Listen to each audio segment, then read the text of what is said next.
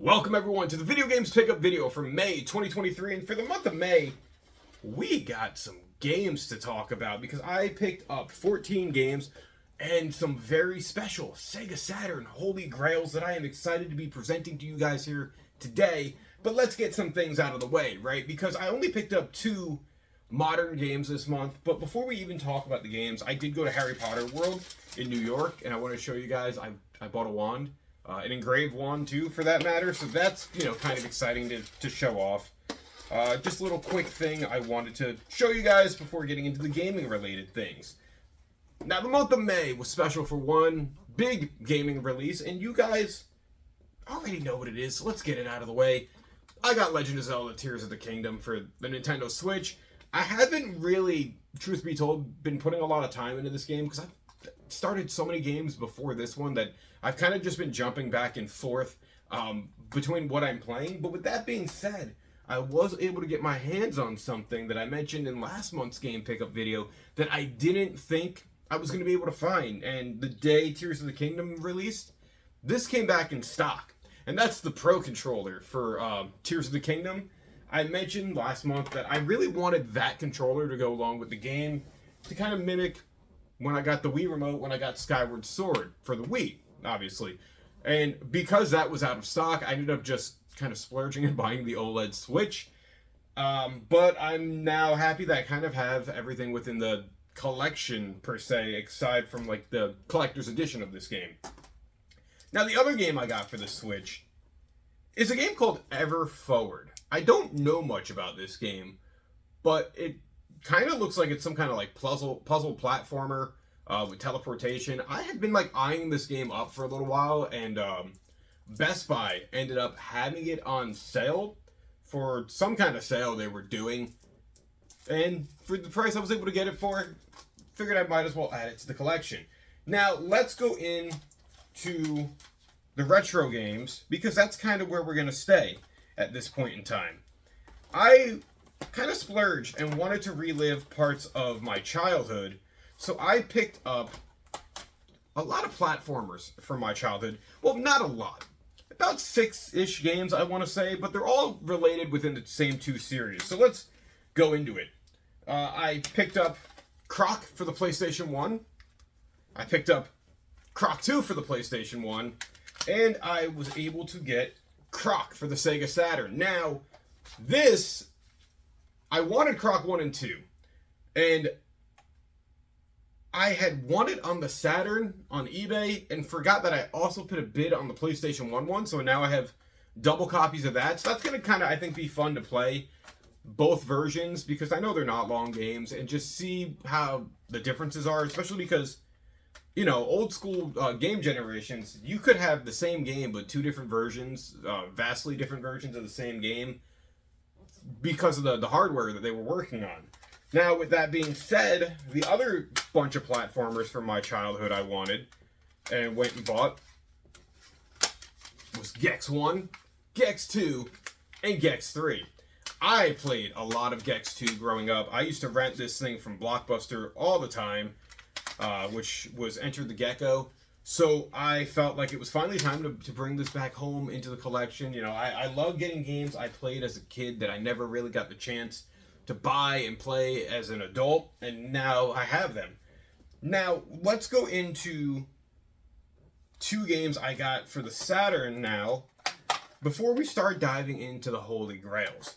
I had never played these games, and I felt like it was a game that I should have for the Saturn, so I got Bug 1 and 2, because I always see these on like games to play for the Saturn if you're just starting to collect. They're not overly expensive. For some reason, the postman really hated sending me these, I want to say, just for the fact that I don't remember in the listing of it saying the case is being damaged, and like the tops are kind of ripped off of both of them, which is weird because it came from 2 different sellers, 2 different parts of the country, obviously 2 different packaging. So I guess they just don't like Bug, right? That's what I'm getting out of this.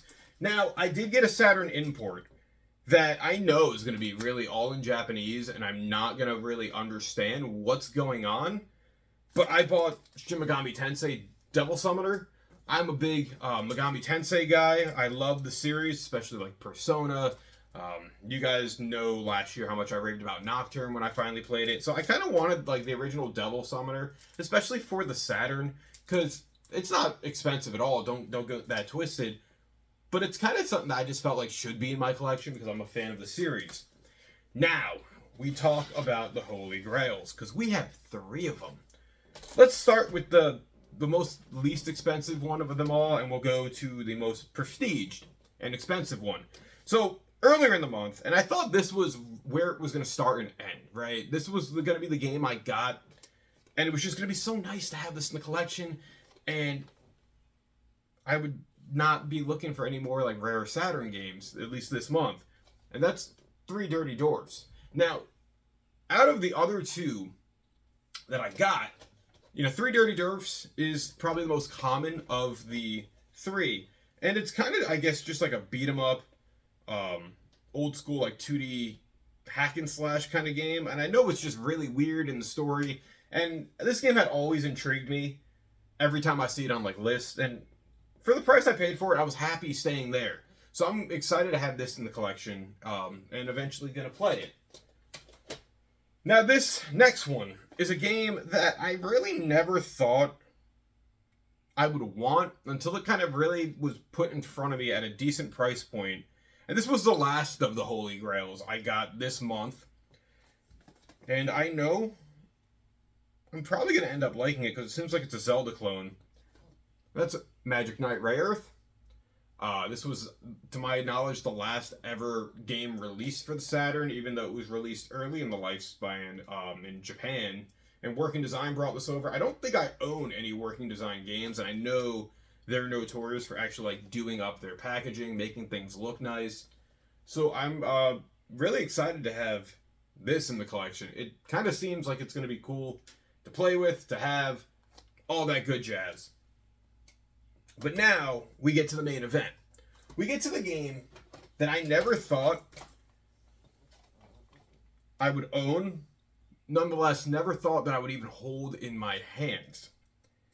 Because this is, per se, the Holy Grail of the Sega Saturn, right? And I always said if I ever got this game, I would kind of stop hardcore game collecting because it would be the one I would just want, and for the price I would pay for it, there would be no reason to really collect anything else. And without further ado, it's Panzer Dragoon Saga. This is monumental for me to have this here, holding it in my hand, just because Panzer Dragoon Saga is a game that's very sought after. It's basically what people viewed as the Saturn's version of Final Fantasy VII, because they didn't get any of those games. And I love the first 2 Panzer Dragoons because they're rail shooters. They're fun, and Saga brings that into an RPG element. You guys know I love my JRPGs. When I first started collecting for the Saturn back in maybe 2014, this game was expensive back then. And I knew it was only going to go up in price. And I put money aside years ago in the offset that I got it at a price point that would be, I don't want to say happy paying for, but knew would probably be the best deal I would get for it. And that's what kind of happened. And to have this in pristine condition, the one thing I also want to shout out to people who sent me like these 3 games, because it was 3 different sellers. They sent them in like nice little like cases, so they were safe within travel. If only they did that with Bug and Bug 2, and the cases probably wouldn't be cracked. But to hold these games in my hands, games that I've really only thought I would ever see on lists of like games you should buy or rare Saturn games to try to get your hands on, is wild to me, and it's cool. Now, am I gonna stop game collecting? Is because I alluded to that and said it earlier, and the answer is probably no. But I'm gonna stop, at least at this point in time, actively searching out games. So like if something comes in front of me and I want it, okay, cool. But I'm not gonna go looking for the best prices like I had been doing, for certain games to have them in a collection, because this month in particular is actually wild for what it was. I really thought all I was going to buy this month was Tears of the Kingdom, and that would be it.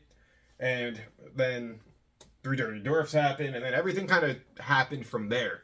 I'm very happy with the pickups I got this month. They're very, very intriguing. Especially these 3 Saturn games. It's kind of wild. And the one thing I noticed too that's kind of funny is like the style for like the Sega Saturn logo on the side of these is a little different for each one of them. So that's kind of cool. But yeah, I'm excited to play these guys. That's the game pickup video for this month. What did you think of the pickups that I got this month? Have you played any of these? Do you recommend me starting any of these first? And as always, thank you for watching. Like, share, and subscribe to the channel. Until next time, I'll catch you later. See ya. Bye.